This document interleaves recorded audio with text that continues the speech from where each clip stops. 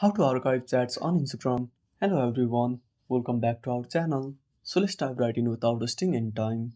Also make sure to watch this video till the end. So first of all, open up Instagram on a device.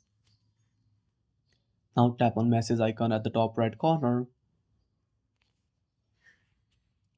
Now when you keep holding the chat, as you can see there is no option to archive. Now to archive chats, the first option is go to the profile. Now tap on the person name. Now tap on three dots and click on restrict. Now simply go back.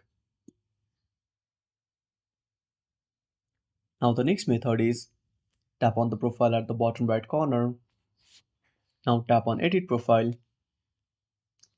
Now scroll down and click on switch to professional account. Now tap on next. Now choose any category and tap on switch. Now wait for some times. Now tap on next. Now tap on the cross icon at the top left corner. Now go to message section. Now keep holding the chat you want to archive. Now tap on move to general. Now to access the archived chats, simply tap on general. And that's it. Thanks for watching.